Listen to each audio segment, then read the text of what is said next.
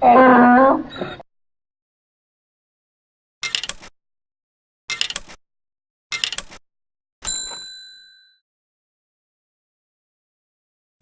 right, welcome back. This is Odd Man Out, where this week I, Faust, and my friend James here are going to try and convince my friend Harrison here to play Borderlands 2. Why would I want to play this? I already live in the Borderlands. And no. So, yeah, not the same. Like the original Borderlands, yeah, I can see the similarities between the original Borderlands world and where we live now. Okay. Because this frozen, dusty tundra. Uh-huh. Yeah, and that's all it really was in Borderlands, was just dust, more dust, and more dust. Yeah, and caves and dust. Yeah. Welcome to the Southwest, folks. Yeah. Now, Borderlands 2, just to let you know, it's been released since, what do we got here? Damn it. I had the information right here. Okay, so it was released September 18th, 2012. Nice. After a very, very great marketing campaign. Has I believe the Borderlands series itself has some of the best release trailers there's ever been. Borderlands 2, probably the best there ever was. So... you have to understand, I really, really, really, really, really love the entire Borderlands series, except the Telltale game.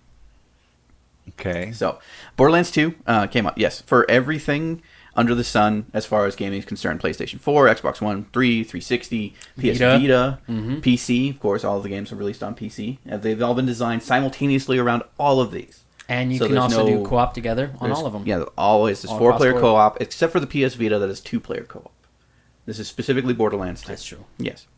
You are familiar with the original Borderlands from your earlier statements. Yep, and it was boring. So yes, it was boring. It's very slow. Had the whole shoot and loot kind of feel to it. But I always said that the Borderlands game originally was a proof of concept game. Borderlands 2 takes that and runs with it and does so much better. It does. Yes, it does. And it doesn't have the crappy ending from part 1. Sorry. That was bad. I didn't even make it to the ending of the first one. Yeah, so I will say the last boss of the original Borderlands, spoilers, was probably one of the worst letdowns that you could ever have in a shooter game that was so awesome up until that point. Mm-hmm. Yeah. Borderlands 2, really great all the way up to the end. Even the final confrontation, really great. The DLC for it, really awesome. Mm-hmm. So the things that you'll see as a change if you remember the first game and go into the second game. Everything moves much, much faster. There's a very it does pick up pretty quick. Yeah, there's an increase in the tempo of flow. You are given more, like, there's not a whole big old plot dump or anything like that. You're given plot as things go along, and you always have a sense of what it is you're doing and where it is you're going for the whole thing. So and on top of that, to know where you're going, you no longer have to follow a compass with a little dot on it and a map you can barely navigate. Both the map that you view in game has been updated, and there's a mini map also provided to you. Mm-hmm. Okay. Yeah. Do they have the obnoxious stuff that every time you go to town, there's something else on the message board for you to do to keep you going through the main storyline? You mean side quests? Yeah. There are side quests. There are a lot of side quests. They pop up at predetermined points in the game as you get through storyline quests. So, yes, every time you go back to a town, there are quests to gather up. Now, the thing that you're probably thinking of is it does not constantly bother you when you have quests in a town that you haven't picked up yet, or quests that you're avoiding. Okay, so because what it was in the original game was if you had a quest somewhere like New Haven or Firestone, and you went into a map that loaded up one of those places, Claptrap would come over your radio and say, "You've got quests here." Yeah. And then every time you loaded back into that place, you've got quests here. And it doesn't do that. It doesn't do that. Which is good, because that was annoying, I agree. And so Claptrap is less annoying. Claptrap is still annoying, but there's less of him. No, he's still annoying. No, the whole thing is Claptrap is annoying. Wait a minute. If there's less Claptrap, how is he not less annoying? Because when they you do, find ways. When you do interact with them, you're like, oh God, it's you. So you do the first creature you encounter, the first character you encounter when you first start the game, is Claptrap.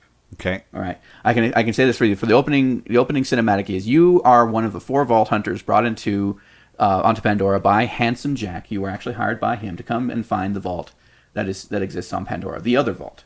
Apparently the vault in the first Borderlands wasn't the only vault. Okay. And Jack tries to kill you by blowing up the train that you're on, and you wake up in a frozen tundra, and you are discovered by Claptrap, who takes you to his shelter, and that is how you avoid freezing in the wastes of Pandora. This sounds like Borderlands 1. Except there was no frozen tundra in Borderlands 1. So it's, instead of dirt, it's ice. Yes. So you start out, and you start on a very snowy part. You actually go through many, many different biomes. There is a great change in view, while it still maintains that same sort of cel-shaded, heavy-lined art style. It still gives you a sense that you're going to different places, not just one Dust Bowl to another Dust Bowl. It also does explain the lady in the first game, the one who walks you through the first one through the entire time. It does go Angel. That's Angel. It does go more into detail into her and why she's there, and you actually get to meet her. You do get to meet her. Yeah. Okay. She's no longer the little voice on your head going, "Hey, go this way." You actually get to meet her as a character. But I will say this: if you found Claptrap very annoying, one of the things that happens to him at the very front of the game is his eye gets ripped out by a giant monkey. Good. Yeah, and then you have to go find it and give it back. You have to find it and put it back in him. Yeah, but don't worry. I mean, every other character will confirm this. If anybody has to interact with Claptrap, nobody likes Claptrap. Nobody. Yeah. Okay. Yeah. Heck, you can even play as Claptrap in this game. So, it all becomes... Why would anybody want to play as Claptrap? To be annoying. We'll move on to that when we actually get to the next game, because Odd Man Out's going to probably end up covering the next game as well. I don't like this game already. You can play as Claptrap. You don't get to play as Claptrap in Borderlands 1 or Borderlands 2. You do I thought. not, Wait a minute. you do not get to play as Claptrap in Borderlands 2. Oh, no, yeah. Do not. Wrong game. Wrong game. Wrong game. Wrong game. Okay. Wrong game. Yeah. So, Borderlands 2 is about finding out why Handsome Jack tried to kill you, going and trying to kill him back, getting to the vault before he does, because apparently he's not a good guy like everybody says he is. And generally meeting up with the other characters from the original Borderlands game, finding out more about them and their backstories. Oh, they were boring. They were boring because they didn't say much and they didn't have much of a character to begin with. Like I said, proof of concept. They actually get a lot more fleshed out. You get to view more of their personalities and interact with them a little bit more. But all of this is just the icing, the wrapping, the thin, wonderful crust around what is essentially a very fast-paced, very wonderful shoot and loot game where you get to play it with 4 separate classes plus 2 DLC and play it exactly however you choose. So this is still Diablo, the first-person shooter. You can choose to call it that, yes. Yeah, sure. Yeah. Except, I mean, in Diablo, it was more about how your armor helped you out. In this one, it's more about how your weapons help you out. Your weapons and your spec. I thought there was armor in No, Borderlands. There are shields. That's armor! But it's not as detailed as Diablo. Yeah, though. no sets, no set bonuses, no massive amount of grinding unless you choose to be a theory crafter and go grinding. Every weapon is useful from greens on up. So, No. Yes. No. Absolutely every weapon. No. Yep. I don't believe that. I could prove it to you. Every single Because there was garbage weapons in Borderlands 1. weapon. Yeah, but this is Borderlands 2. The only thing you need to take from Borderlands 1 is the name. Borderlands 2 is better in every way.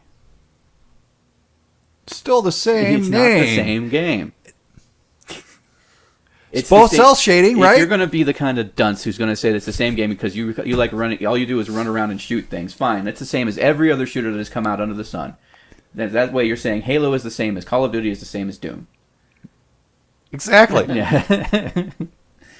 And I thought I was Stop a pain in the stop butt. trying to be a jerk and actually give it an honest shot. Well, you gotta You're being a pain in the butt You are right now. you're being deliberately a pain about it. Gotta explain it more. Okay, so yes, it's a shoot and loot game. You run around killing enemies. Enemies occasionally drop items. The items make it better as you level up. You get better because there are specs involved. You do carry things like shields and grenade mods and relics and class specific items that all influence your spec, influence your damage output, influence the support abilities that you have. Like, these are things that you just don't see in other shooters. And it's a good multiplayer game, a good fun multiplayer. This is in the game. While it is very fun to play solo, it opens up massively when you have a full crew with you. Is there friendly fire? No. Yes, Is there? kind of. Well, you can heal each other with Explosions, splash damage is something you can do to damage people. If somebody ends up getting caught in if one of your party gets caught in your grenade blast, they take damage. What about rocket blast? The rocket blast too. Yes. Okay. In Now fact- now you have my attention. In fact, as a class, the Siren can spec as a healer, which means the damage that they do to the friendlies heals them. And so it is actually a very good strategy to carry around a rocket launcher as a healing Siren and shoot that whenever your party is caught in a massive amount of enemies, because it damages the enemies and heals them. I'm not gonna admit that was kind of creepy when I first had it with him. Yeah. I was sitting there shooting bad guys. I'm shooting in the back. I'm like, what the heck? I look back and he's shooting me, and I'm like, okay, I'm healing you. I'm healing you with a rocket magical healing to bullets. your face. That sounds like Overwatch. Kind of. Overwatch probably borrowed a lot of its Yeah. charm and personality from things from Borderlands. I can see their spiritual influences. Yeah, because they got the one character in Overwatch, Ana, that can Heal with his sniper rifle. Yeah. Yes. Okay. That's definitely. I would say that there's a lot that you see in the charm of Overwatch that probably it was inspired by. And Borderlands. you do get Borderlands a 2. lot of stuff when you work together with the team. Yeah. The story opens up more. In fact, with the team, depending upon the spec as well, you will end up getting way more massive drops, way better drops. Mm-hmm. The game really does open up with a team. Now, you can play it solo, and you can have fun playing it solo. So does this game have stupid gated chests? Because I remember that was something before where it had like chests you had like special keys for that you had to get like golden keys for he's talking online. about the code so keys.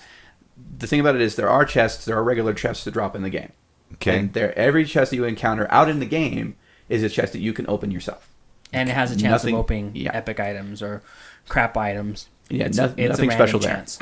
Now, in the main area, and this is the first game of the series to do that, in the main area, there is a golden chest that you get golden keys for by inputting codes that the creators of Borderlands, Gearbox, put out. Okay. All right, and you can get up. I've managed to make it up to about 120. I've heard of people having like 350. That there's a way to get a lot of keys, more than you will ever need. And you just unlock epic weapons. And when you open it up, you don't get epics. When you open up the golden chest, you get purples and E-Tech weapons, which are basically purples. So you can get some really, really, really nice weapons. It's random. It's shields, grenades, weapons. Sometimes relics. Very rarely relics.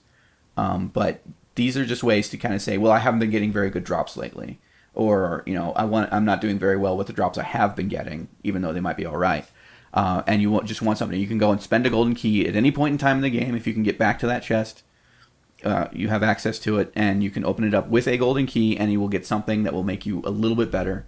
But it's never a game breaker. It's never like you need to do that to win the game. In fact, the reason I had so many keys is because I never opened that thing. Okay, and how do you get these keys? You input codes that Gearbox puts out on places like Twitter and Facebook. Yeah, that is one bad thing. But you do Well, get... it's a bad thing. They give you a code to give you something to give a chance to get That's actually get true. some good stuff. They're giving you a free item. They're giving you free stuff. You don't even have to play the game to get the free stuff. You just need to get to Sanctuary and put in and have the code put in. Okay. Yeah, and they release them like 5 keys at a time nowadays. In fact, sometimes Oh, so they're still releasing keys? they're still releasing keys to this day. Okay. And they'll probably and at some point, if they do decide to get rid of it, they're going to release the one magical code that gives everybody like infinite keys. Okay. Like, trust me, it's a mechanic, but it's not a game changing mechanic. Okay. Really. Because even though, like, I stream this game on Tuesdays on my channel, and when we first started out, it was anytime we ended up going back to the main city Sanctuary, we all had the same amount of keys, like 120 keys or something like that. So we all decided as a team to each use one key every time we went back to Sanctuary. And even then, I can guarantee you that from that point to coming back, we would end up replacing 90% of whatever we got out of the chest. Really? With drops. Okay. So it's not like these things are just going to keep That you, is true, they're not gonna yeah, carry you because through the whole... I got a good sniper rifle from that once, and I used it for a good, like, 4 levels, and then I just replaced it. Yeah, these I things will picked not up- carry you through the yeah. entire game. No drop carries you through the entire game. Okay. Is there still a leveling grind with this? There's no grind per se. Because I remember the first one, you had to grind at times. You had to, yeah, in the first one there was a bit of grinding involved, especially if you ended up skipping over a quest or missing a quest, because it was possible to do that. In this one, it's impossible to miss the side quests. There are areas where you can grind, but it's really just, it's more laid out like you go to a new area, you go through that area doing the storyline quest and whatever quest you pick up at that point in time, and then you move on to the next area, and when you go back to collect side quests, they might send you back to a previous area, but you'll have to go to a different part of that place and do different things there. Okay. It's not go to the same place and kill the same dudes. That's happened a lot in the first one. Yes, it did. Is there a lot of bullshit enemies? Because there was a lot of bullshit enemies in the first one. The bullshit that the enemies spend out on you is more dependent upon the class and the spec that you have, because every class and spec kind of has a weakness to it.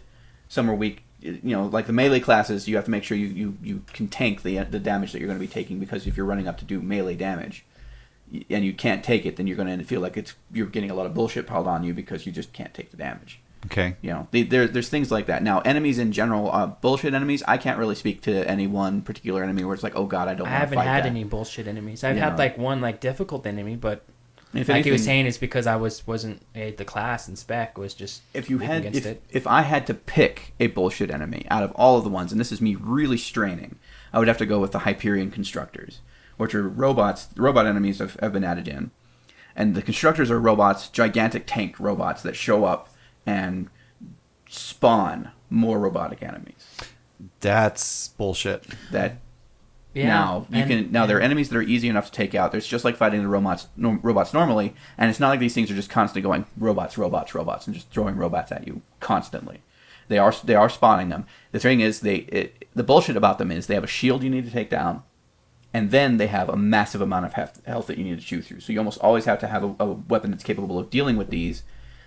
Or you have to have played the game enough to know when they're coming up and be prepared for it. Yeah, corrosive damage. Yeah. So the one reason I would call this a bullshit enemy is because they become very easy to deal with in the late game, mid to late game, when you start encountering them more often. But the first one you encounter is a boss. And if you get to that boss and you do not have a shock weapon to take down the shield and or a corrosive weapon to do a significant amount of damage to it, you're going to have a bad time. Okay. Yeah.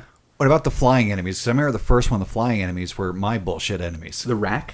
Yeah. The rack were pretty much the only flying one in there. With the rack still returning, you do have aerial enemies that repair the robots when you're fighting with them. Yeah, but they're not that hard though. And then you have I also think they had this in the first game, the flying helicopters, the bandits flying the helicopters. Mm-hmm. Those are they still have those as well. But they're easy. Now these they do have a more pronounced critical spot.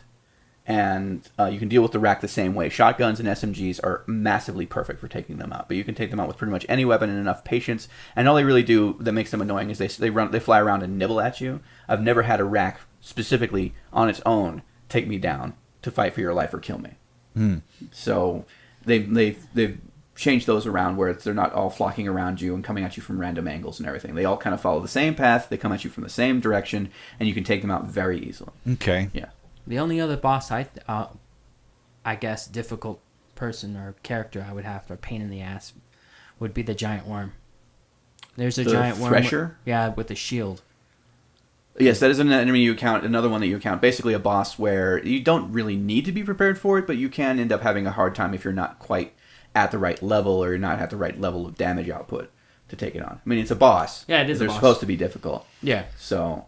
Other than that, those are the only two. So since this game is 5 years old at this point, what's its typical going price? Because we got a holiday sale coming up for Steam here. The Game of the Year edition usually I would put it at about $20 if it's on $20 on sale. I would say it's about $20. Okay. I can double check that. This is one that has a 10 out of 10 on Steam, 9 out of 10 on IGN. Okay. So it is still a really well loved game, really popular.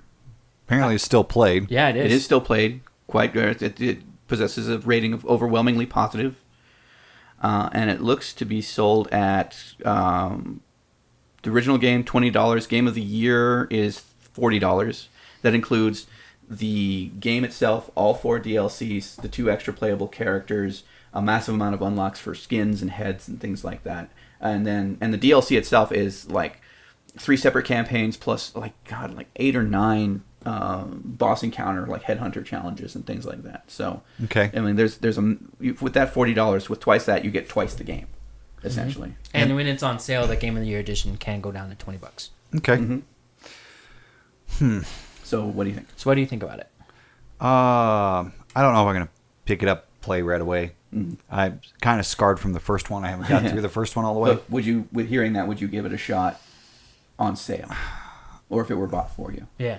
I don't know. I think I'm going to go watch your stream first to see how it actually plays, to see if I might be interested. I would appreciate that. Of course, anybody coming to watch the stream. I stream on twitch.tv/entity411 Tuesdays, noonish Mountain Time. So I know it's not exactly the best time to be streaming, but hey, I have fun, and that's when I have time. Okay. So, like I said, I'll watch it first, then I'll make my decision. awesome. Okay. Awesome. Cool. Well, that was Odd Man Out, folks. This week we did Borderlands 2. Of course, we have convinced Harrison to on Borderlands 2. At least look at At least look at it. And so that was my friend James. I'm Faust. This is Harrison, and we will see you guys next week. They have Broforce weaponry. I mean, they're all based off the weapons that they use in the movies. Okay. But they have they have the Broforce spin on the weaponry itself. So there are grenades that give you special ability powers based on the character.